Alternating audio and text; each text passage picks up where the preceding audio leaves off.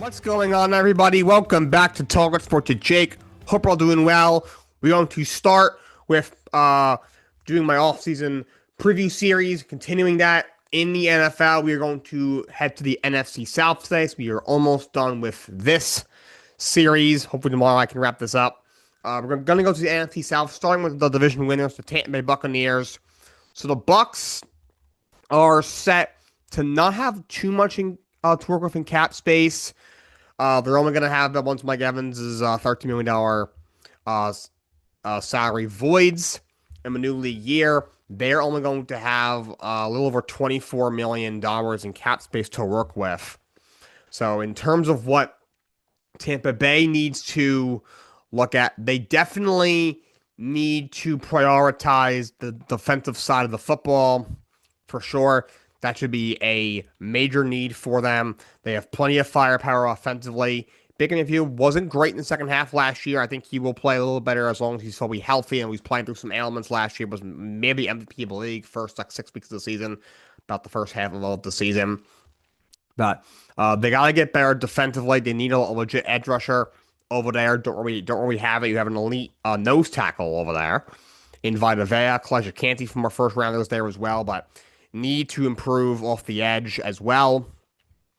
So that's something they're going to need to look at. I think need another piece in the secondary. I love Antoine Winfield. He's a top 5 safety at the very least in the NFL. You took Benjamin Morrison last year. You have Jamal Dean as a great cover corner. But I think Jamal Dean might actually be a free agent. Yes, he is. So that's another thing. They have a couple of pretty key free agents. Jamal Dean's a great cover corner, your top corner. He's a free agent. Mike Evans, long-time wide receiver, one of the greatest players in Bucs history, is a free agent. Rachaad White, which wasn't be a huge loss. You have Bucky Irving, even Sean Tucker has produced when he was given touches in his first two NFL seasons out of Syracuse. But Rachaad White's a very good pass-catching back. You're going to have to make a decision whether you want to bring him back or not. I do not think we'll be able to bring back all three. I think Rachaad White's pretty much a goner. I wonder if you look at Baker Mayfield's deal. He's due almost $53 million this coming season. And then he'll be a free agent. I could see him looking to extend him. First of all, you don't want, your starting quarterback, playing on a contract, playing on the last year of his deal. Because if he goes out and has a crazy MVP caliber year, now his price tag is going to be enormous in free agency. It makes it hard to re-sign him. If he doesn't do well, now you have nothing at the quarterback position going to 2027. You want to have some security. Also, that could be a way to lower his cap hit for this year, which would actually save you money, which is something that Bucs need. So I could see something like that happening even after probably the worst year since he joined the Bucs. He's been there in 3 years. 2026 will be his 4th year with the Tampa Bay Buccaneers. But so I would say add an edge rusher, add a corner, whether that's re-signing Jamal Dean or something else. And I would make it a priority to re-sign Mike Evans. Even though you have Chris Godwin, he's a bit injury prone, going to be 30 years old though. I love Emeka Egbuka when he was healthy. He was elite last year. Although he had a case for Offensive Rookie of the Year, even with the injuries. But I think you should absolutely look to bring back Mike Evans. He's very close with Baker Mayfield. Baker Mayfield likes him a lot. So I would definitely look to bring back. Well, he's a franchise legend at the end of the day in Mike Evans. And he can still go. He was hurt a lot last year, but as long as he's healthy, which he normally is, last year was an outlier. That is still an elite level wide receiver, especially in the red zone. Next team up we're going to cover is the Atlanta Falcons. So the Atlanta Falcons have made the decision to cut Kirk Cousins. He's going to be cut when the new league year starts. So that's going to change a few things in terms of what their salary truly looks like. I believe it's going to be once the new league year starts. He'll probably be considered the post-June 1st, if I had to guess. That would be how they would get the most out of it in terms of financial savings. That would allow them to save about $2 million against the cap.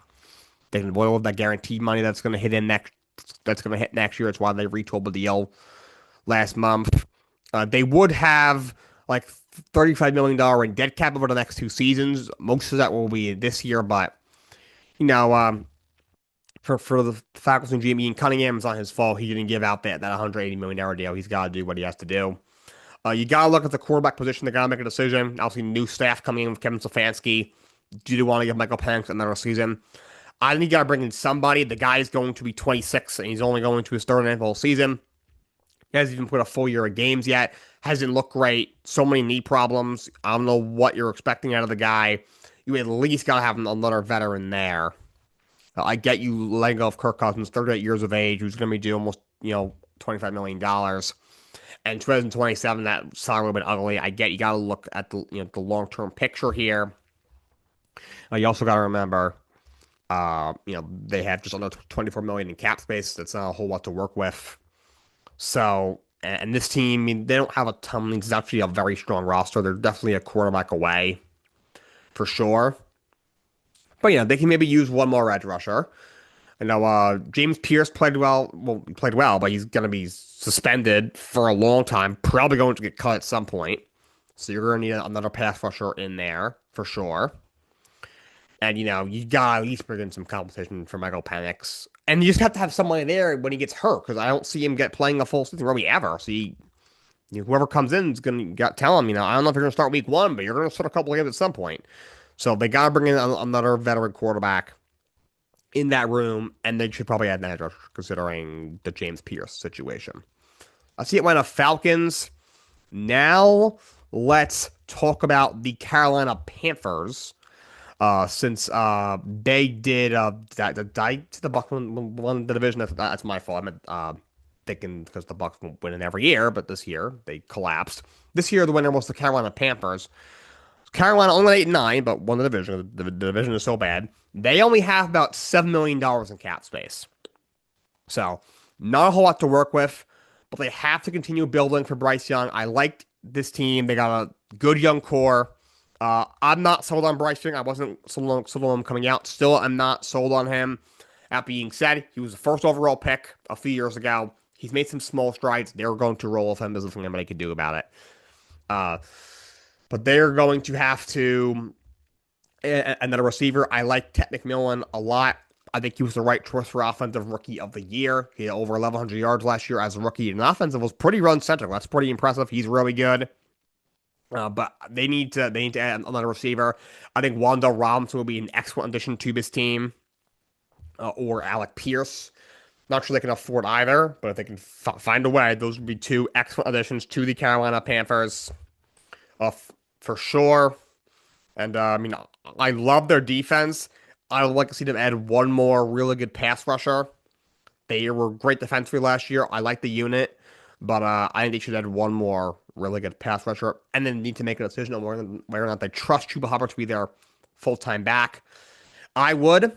2 years ago, he was very good. Even last year in a little bit of a reduced workload because of the addition of Rico Dowdle, he was still productive.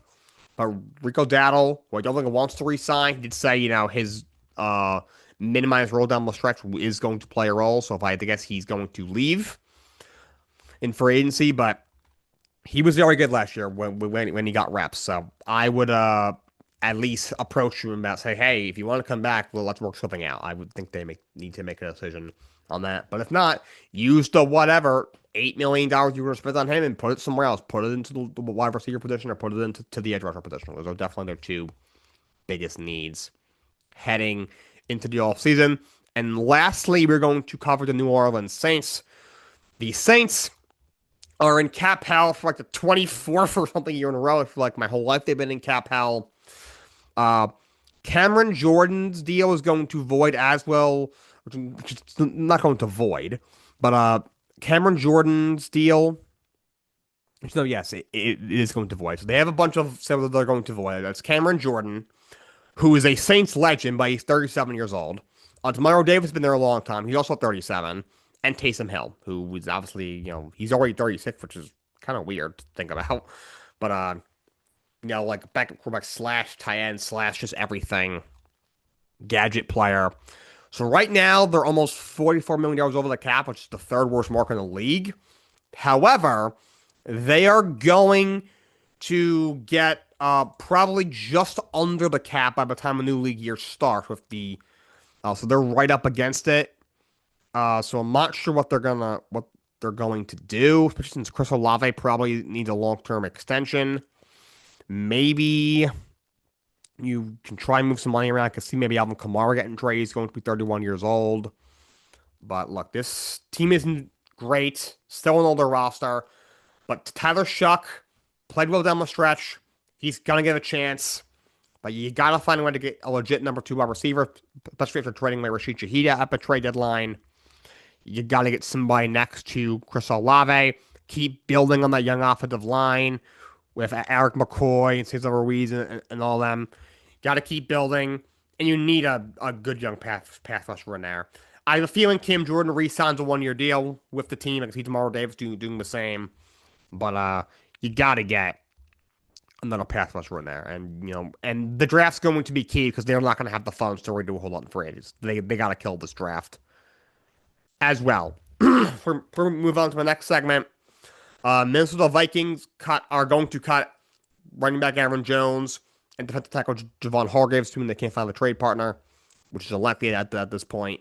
That will save them $18.6 million in cap space, which they need because they are way over the cap. Jones still a very productive back. He will be 32 next year and was injured a bunch this past season. Only played 12 games, but still averaged a little over 4 yards a carry, 548 yards rushing, two touchdowns.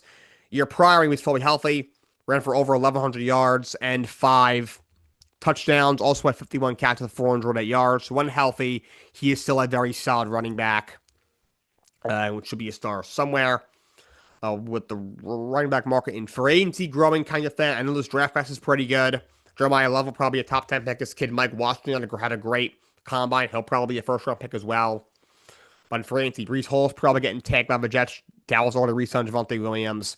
So all of a sudden, you look at the free agent class, it's just really Rashad White, Tyler Algier, and not a whole lot else. So Aaron Jones joining it is pretty big. And Javon Hargrave, he's going to be 33. He's not the same player anymore. The guy who had 11 sacks in 2022 in Philadelphia. Not quite that player anymore. But this past year, he had 52 tackles, 3.5 sacks, a pass defense, and a fumble recovery. He's still a very solid starting defensive tackle and will be a starter somewhere in the NFL next season. The Browns make a move. They trade a 5th-round pick to the Houston Texans for Tietz Howard, a right tackle, and they sign him to a 3-year deal worth $63 million. Look, it's not a whole lot to give up, but I don't think he's worth $21 million. He's an excellent pass blocker, but a very bad run blocker. But they were also very desperate because their entire offensive line that you're starting O-line from last year are currently all unrestricted free agents, and all of them are probably not coming back. So you need to do something. So you got at least a starting-ish caliber offensive line in there at Tietz Howard. Who, again, isn't worth $21 million a year. He's a bit injury-prone, but he's better than whatever the heck he was going to run out next year. But Texans make another move. They pick up David Montgomery from the Detroit Lions. They send O-lineman Juice Scruggs a 4th and a 7th to the Detroit Lions. I think this is a good move for Houston. Scruggs is kind of a lost cause, still young, but he's been very bad these last couple of years since he's been drafted. Montgomery, still a very good back, even in limited work last year. Only 158 carries, still had 716 yards, still had 8 touchdowns, averaged 4.5 yards a carry. He had over 1,000 yards his first year in Detroit. He's got 33 touchdowns the last 3 years. He's an excellent goal line back. He's explosive when he gets in space. Half decent pass catcher. Going to be 29, so he's at the very end of his prime for a running back. So a very good starting running back when given the opportunity which he will have in Houston. Joe Mixon probably gets cut, going to be 30 or 31 next year, and coming off a year he didn't play because he was injured. And Nick Chubb isn't coming back. I can't imagine he's old. And Woody Marks isn't anything special. He's definitely worse than David Montgomery. I think it's a good trade for Houston. As for Detroit, I get why. I don't think he wanted to be there. His reduced role had a lot to do with that. You could put now whatever it is, $8 million somewhere else now, which is something they need to do. However, it's always good to have multiple, capable backs in today's NFL. They don't have that now that Montgomery's getting traded for, probably a backup offensive lineman and 2, a late mid rounder and a 7th round pick. I'm gonna get why the deal was made on Detroit's part. Let's jump to baseball. Spring training is in session. We are about 3.5 weeks from opening day. World Baseball Classic is about to get started, but a couple of Before we get to continue my MLB preview with the American League West, the Royals signed Sterling Marte. Not sure what he has left. He's at the very end of his career. Also been with the Mets the last 4 years. Can't really put the field anymore, but still a decent hitter. His speed, he is the current uh, stolen bases career leader, but his speed is pretty much gone on the base path. But he is still a decent hitter. Maybe he has a platoon at DH. Just can't really play the field anymore. I've always liked him. Happy he called on somewhere. He'll play a decent role in Kansas. Decent role throughout the year. He'll at least get the at bats against the left hander like he did with the Mets last year. And the Cardinals extend their manager, Ali Marmol, for 2 years with a club option for 2029. I don't get to see this guy. I would have fired him by now, but St. Louis saw it otherwise, so they extended him for 2 years. But let's jump into the American League West. Going to give my win-loss predictions and my over/under compared to what Baseball Prospectus has. Do a little preview. Starting with the Seattle Mariners, I have them going over the 94 wins. So last year you were in the American League Championship Series, had a great season. Offseason was very busy. You lose Jorge Polanco, who had a great year last year, was great down the stretch. Played most of second base for you last year. You do lose Eugenio Suarez, who you picked up at a trade deadline last year. Hits a big home runs to you late in the season. But you also re-signed Josh Naylor, who's a great first baseman, guy who mashes over there at first base, to a 5-year deal. You have plenty of pitching. You make a really good trade for Brendan Donovan. A very good bat-to-ball hitter, great versatile defender. You add him. I would say he's an upgrade over Jorge Polanco, to be honest. So overall, I think they had a great offseason. This pitching is incredible. The rotation with Logan Gilbert, Brian Wu, George Kirby, Luis Castillo, Bryce Miller is one of the, at least the 5 best rotations in baseball. Closing, Andres Munoz is a great closer. Matt Presh, Eduardo Bizarro, Gabe Spire, Carlos Vargas. Very good bullpen. Offensively, a little bit of a top-heavy lineup, but Cal Raleigh's had an historic year. I thought should have been the MVP. 60 home runs, a record for a catcher by far. You have Josh Naylor, guy who can hit 300 with 30 pops. You have Brendan Donovan, who's good table setter. J.P. Crawford's solid. Rosarena is pretty good. Julio Rodriguez hit the ball at the ballpark. You have some good depth of guys like Leo Rivas and Dominic Canzone. Even Victor Robles is a good outfielder. Those at least defensively. I expect Seattle season to look a lot like last year, and they should be a legit contender in the American League. And I expect them to win the American League West. Coming in second place in the American League West this coming season, I think it will be the Texas Rangers. I am going to say they... Actually, I'm going to change... I've had a change of heart live on the podcast. It's going to be the Houston Astros. I'm not sure they get another team into the playoffs in the AL West. I do think Houston will be under the 85 wins. They have some nice starting pitching. I like the MI signing. Hunter Brown's fantastic. Javier is good when healthy. Lance McCullers is good when healthy. And Jason Alexander towards the end of the year was good. We'll see what he looks like this year. Spence Arrighetti, Hayden Wesniewski. You have some decent depth, but still a lot of injury concern with this rotation with Javier, with McCullers. Brown so young. How will Amai just to the States in the bullpen? Hader, we know is electric, but he's getting older. Was hurt a lot last year. Love Brian Abreu. Brian King's pretty good. Steven Ogre's a solid lefty, but not sure they have enough in the bullpen. Offensively, Altuve is still a great player. Pena's really good. I like Cam Smith, the youngster. Alvarez, when healthy, he can still mash. Praise is a good player. I like them adding Joey Loperfido. I like that trade. Other than that, Correa is an older player. You're kind of going to bounce back from Christian Walker. Yanier Diaz is a good young catcher. So this is still a good team. A lot of experience. Still some leftovers from that, from those World Series teams. But this is an older group. Now it's not the same what they were 5-6 years ago. But, they are, only, 3 or 4 years removed from the World Series championship. You were in the ALCS a couple of years ago. This is still a good team. Maybe they make the playoff. Maybe they don't. If I was a Bayman, I would say they come up a little short. I'm really worried about that depth being tested on the pitching side. But this is a good team. And I think they come in second place. In third place, the Texas Rangers. I think they'll be under the 83 wins. They have some really impressive starting pitching. DeGrom was finally healthy last year. He's still a great pitcher. Evolved when healthy is great. I love the Mackenzie Gore trade. I even like them bringing back Jordan Montgomery, who's going to be healthy this year. Hopefully he can still be solid. You know, you have a couple of youngsters there with Jack Leiter and Kumar Rocker from more very high draft picks. They were kind of still waiting on. In their bullpen, I don't love it. Robert Garcia or Chris Martin's going to close. You have Colwyn there. Alexis Diaz could be a reclamation project. Don't love their bullpen. And offensively, I don't think there's enough there. I like the manager hire to bring in Skip Schumacher. Miami should never let him go. But Corey Seager's a great player, but injuries are a concern. Wyatt Langford's a dog. I like Evan Carr. He's great in center field.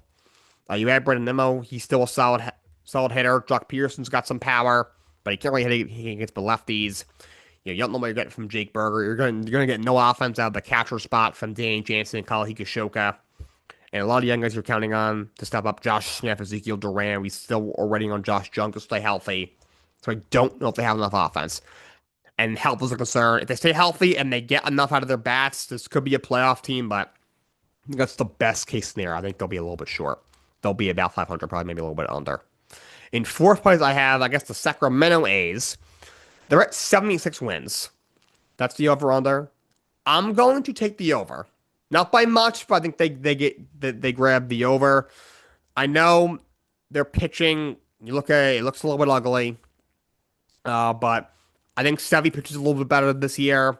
I like Jeffrey Springs. Aaron Savali is solid. JT Ginn can make more of an impact this year in the bullpen. I like Hogan Harris. I think Mark Leiter could pitch a little bit better. I like Scott Barlow, even though he's old.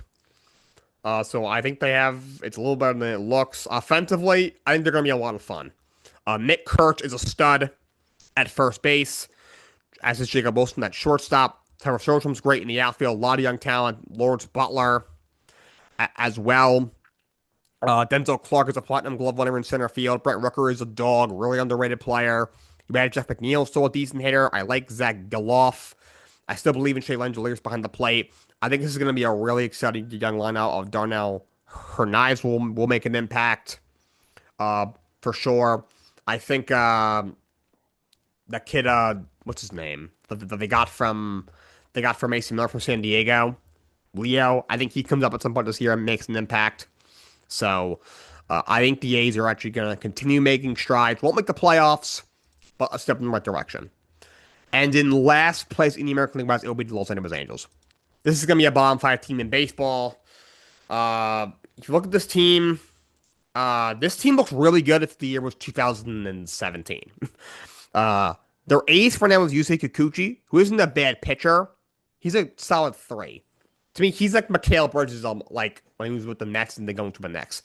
When he's on an awful team like the Nets, he might, put up some fun counting stats. But then he goes to a contending team and you realize, oh, he's just an average player. He just doesn't, when he doesn't have the ball in his hands as much, he can't really play off the ball as much. That's a weird comparison because it's different sports. But you say Kikuchi, solid pitcher, but he's just not an ace. I don't know if Grayson's going to be able to stay healthy. And then it's Jose Soriano, Reed Dempers. You're trying to get something out of Alec Bonomo. I don't think you can at this point. It's a shame, but I doubt it. In the bullpen, you're counting on always reclamation guys like Robert Stevenson, Jordan Romano hasn't been healthy in 2 years. I like Drew Pomeranz, even Brent Suter, but just starting pitching, I think it's going to be ugly. And offensively, Logan O'Hop's pretty good. You have Darnell there. I like Nolan Chanel. I mispronounced that. But Yoel Moncada had that one great year. He's a failed prospect. Solaire's old. Josh Lau is okay. I like Joe Adell. Trout, one of the greatest of all time, but just his body has failed him for years now. Zach Nato's fine. You're counting on Oswaldo Peraza to come alive.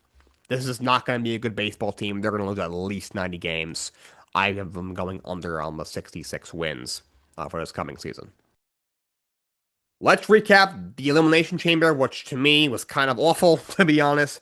The Women's Elimination Chamber was pretty good. Rhea Ripley wins. She defeats Tiffany Stratton, Raquel Rodriguez, Asuka, Kiana James, and Alexa Bliss. Positives from the chamber. I thought Raquel Rodriguez really stood out. I thought she had a really strong showing, as did Kiana James. Didn't love the double pin spot. I thought that was kind of a waste. In terms of Rhea winning, also Tiffany should not have been a runner-up. That was dumb. It's boring Rhea Ripley winning. She doesn't need a WrestleMania. We're a ton of match at a WrestleMania. That being said, Jade's so bad. They gotta get the title off of her. And you know, Jade and Rhea, that's a money-making match, whether you like it or not. From a business perspective, I get why this was the move. They kind of spoiled it by taking the tag titles off of her the day before. I think we all knew this was going to happen. I guess she's, people might be a little tired of her, but she's been out of the world title scene long enough to where you can get away with this. And also, you need, you need this match you need to put Jay in the ring with somebody, with an elite performer like Rhea. Otherwise, that match is gonna suck. It's one thing when you put her in the ring with Naomi, who's fantastic, by the way. I love Naomi. I'm not bashing Naomi. The WrestleMania match was kind of awful last year. Jay, not on Naomi. Jay's just so bad in the ring.